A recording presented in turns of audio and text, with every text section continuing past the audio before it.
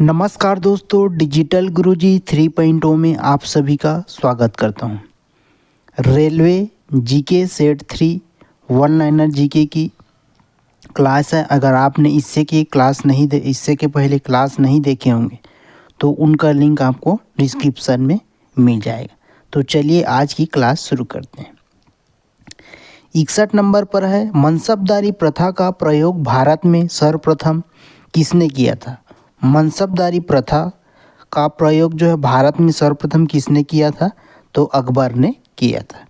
अगला है, पाकिस्तान के साथ 1965 में युद्ध के समय भारत में राष्ट्रपति कौन थे। पाकिस्तान के साथ 1965 में युद्ध के समय भारत में राष्ट्रपति जो है एस राधा कृष्णन थे। अगला है, विधवा गृह की स्थापना किसने किया था। विधवा गृह की स्थापना किसने किया था, तो प्रोफेसर D.K. कर्वे ने किया था।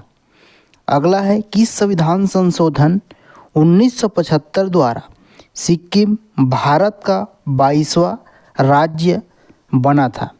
किस संविधान संशोधन 1975 द्वारा जो है सिक्किम राज्य भारत का 22वां राज्य बना, तो 36वां संविधान संशोधन, याद रखना 36वां संविधान संशोधन। अमेरिका के किस राष्ट्रपति ने जापान के हिरोशिमा पर परमाणु बम गिराने का आदेश दिया था। अमेरिका के किस राष्ट्रपति ने जापान के हिरोशिमा पर परमाणु बम गिराने का आदेश दिया था, तो किसने दिया था, हैरी ट्रूमैन ने अमेरिका के जापान के हिरोशिमा पर परमाणु बम गिराने का आदेश दिया था। कब, तो 6 अगस्त 1945 को। याद रखना, काफ़ी मोस्ट इम्पॉर्टेंट है ये। अगला है, गुलाम राजवंश के संस्थापक कौन था जो मोहम्मद गोरी का गुलाम था। गुलाम राजवंश के संस्थापक कौन था जो कि मोहम्मद गोरी का गुलाम था, तो कुतुबुद्दीन ऐबक गुलाम राजवंश के संस्थापक थे जो कि मोहम्मद गोरी का गुलाम था। राग भैरवी का गायन किस समय में सर्वाधिक उपयुक्त माना जाता है। राग भैरवी का गायन जो है तो सुबह के समय सर्वाधिक उपयुक्त माना जाता है, राग भैरवी। अगला है, अंतर्राष्ट्रीय हॉकी मैच खेलने का सामान्य समय कितना होता है।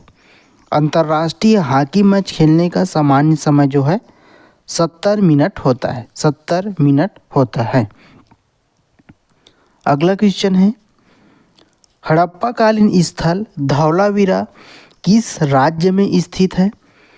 हड़प्पाकालीन स्थल धौलावीरा जो है किस राज्य में स्थित है, तो गुजरात राज्य में स्थित है। अगला है, जौनपुर शहर को किसने बसाया। जौनपुर शहर को तो फिरोज शाह तुगलक ने बसाया। जौनपुर जो है उत्तर प्रदेश राज्य में है। जौनपुर जो है उत्तर प्रदेश राज्य में है। इतिहास का पिता किसे कहा जाता है। इतिहास का पिता किसे कहा जाता है, आप सभी को ज्ञात होगा। हेरोडोटस को इतिहास का पिता माना जाता है। तंत्र मंत्र वाला वेद कौन सा है, तो अथर्ववेद जो है तंत्र मंत्र वाला वेद है। अगला देखते हैं, किसे भारत के पंचायती राज व्यवस्था का वास्तुकार कहा जाता है। किसे भारत के पंचायती राज व्यवस्था का वास्तुकार कहा जाता है, बलवंत राय मेहता। मछलियों के शोषण में किसके द्वारा होता है। मछलियों में शोषण जो है किसके द्वारा होता है, तो गलफड़ों द्वारा होता है। मछलियों में शोषण जो है गलफड़ों द्वारा होता है। राजीव गांधी खेल रत्न पुरस्कार का नाम बदलकर क्या किया गया है। राजीव गांधी खेल रत्न पुरस्कार का नाम बदलकर मेजर ध्यानचंद खेल रत्न पुरस्कार किया गया है। कब किया गया, तो 6 अगस्त 2021 को। इसमें कितनी राशि मिलती है, तो 25 लाख रुपये मिलती हैं। वेग परिवर्तन की दर को क्या कहा जाता है। वेग परिवर्तन की दर को त्वरण कहा जाता है। त्वरण कैसी राशि है, तो याद रखना सदिश राशि है। त्वरण सदिश राशि है। चलिए अगला, अगर आपने अभी तक चैनल को सब्सक्राइब नहीं किए होंगे तो चैनल को सब्सक्राइब कर लीजिएगा। विज्ञान की वह शाखा जो जीव और वातावरण के बीच संबंध बनाती है क्या कहलाती है? पारिस्थितिकी यानी इकोलॉजी। बम्बई को मुंबई कब किया गया? बम्बई को मुंबई 1995 में किया गया। काफ़ी इम्पॉर्टेंट है ये। 1995 में बम्बई को मुंबई किया गया। ऑपरेशन फ्लड किससे संबंधित है? ऑपरेशन फ्लड, तो ऑपरेशन फ्लड जो है दूध से संबंधित है। सानिया मिर्जा का संबंध किस खेल से है? सानिया मिर्जा का संबंध जो है किस खेल से है? तो टेनिस खेल से है। और सानिया नेहवाल का संबंध जो है बैडमिंटन खेल से है। दोनों याद रखिएगा, नाम एक ही जैसा है। सानिया मिर्जा जो है टेनिस खिलाड़ी है और सानिया नेहवाल बैडमिंटन खिलाड़ी हैं। चलिए अगला है, शांति स्वरूप भटनागर पुरस्कार किस क्षेत्र में दिया जाता है? शांति स्वरूप भटनागर पुरस्कार किस क्षेत्र में दिया जाता है? तो विज्ञान के क्षेत्र में दिया जाता है।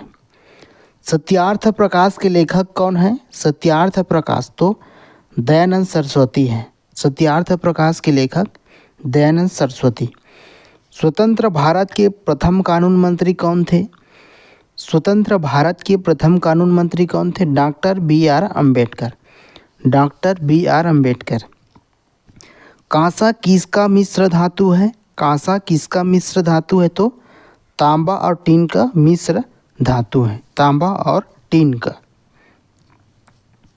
अगला देखते हैं, एशिया का अजगर किसे कहा जाता है? तो चीन को एशिया का अजगर कहा जाता है। चीन को एशिया का अजगर कहा जाता है। चौधरी चरण सिंह का समाधि स्थल को क्या कहा जाता है? चौधरी चरण सिंह की समाधि स्थल को किसान घाट के नाम से जानते हैं। कपूर को किस विधि द्वारा शुद्ध किया जा सकता है? तो ऊर्ध्वपातन विधि द्वारा शुद्ध किया जाता है। कपूर को किया जा सकता है तो ऊर्ध्वपातन विधि यानी सब्लिमेशन मेथड। शरीर में भोजन का पाचन जो है कहाँ से प्रारंभ होता है? तो मुंह से प्रारंभ होता है। शरीर में भोजन का पाचन जो है मुंह से प्रारंभ होता है। चलिए अगला क्वेश्चन, करो या मरो तथा भारत छोड़ो का नारा किसने दिया था? काफ़ी इम्पॉर्टेंट है ये। करो या मरो तथा भारत छोड़ो का नारा जो है महात्मा गांधी ने दिया था। मिट्टी के बिना पौधों की वृद्धि, मिट्टी के बिना पौधे की वृद्धि की प्रक्रिया को क्या कहते हैं? तो हाइड्रोपोनिक्स कहते हैं। मिट्टी के बिना पौधे की वृद्धि को हाइड्रोपोनिक्स कहते हैं। मीराबाई के गुरु कौन थे? तो मीराबाई के गुरु रैदास। मीराबाई के गुरु रैदास। किसे द्वितीय अशोक कहा जाता है? द्वितीय अशोक। कनिष्क को द्वितीय अशोक कहा जाता है। राष्ट्रीय विज्ञान दिवस कब मनाया जाता है? राष्ट्रीय विज्ञान दिवस, नेशनल साइंस डे, तो 28 फरवरी को मनाया जाता है। संविधान के किस अनुच्छेद के तहत हिंदी को राष्ट्रीय भाषा का दर्जा दिया गया है? संविधान के तो अनुच्छेद 343 अनुच्छेद के तहत, संविधान के अनुच्छेद 343 के तहत हिंदी को राष्ट्रीय भाषा का दर्जा दिया गया है। भारत रत्न की शुरुआत कब हुई? तो 1954 में हुई। नीति आयोग का अध्यक्ष कौन होता है? नीति आयोग का अध्यक्ष प्रधानमंत्री होता है। नीति आयोग का अध्यक्ष प्रधानमंत्री होता है। प्रार्थना समाज की स्थापना किसने की? प्रार्थना समाज तो आत्माराम पांडुरंग। कब किया गया? तो 31 मार्च 1867 को। प्रार्थना समाज की स्थापना आत्माराम पांडुरंग ने किया। कब किया गया? तो 31 मार्च 1867 को। कोशिका की प्रोटीन फैक्ट्री, कोशिका की प्रोटीन फैक्ट्री किसे कहते हैं? तो राइबोसोम को कहते हैं। क्रिप्स मिशन भारत कब आया था? क्रिप्स मिशन तो 22 मार्च 1942 को भारत आया था। छठ पूजा में किस देवता की पूजा की जाती है? तो सूर्य देवता की पूजा की जाती है। अगर आपको क्लास अच्छा लगा हो तो लाइक कर दीजिएगा और अपने दोस्तों को शेयर कर दीजिएगा। फिर मिलेंगे अगले सेशन में, तब तक के लिए जय हिंद, जय भारत।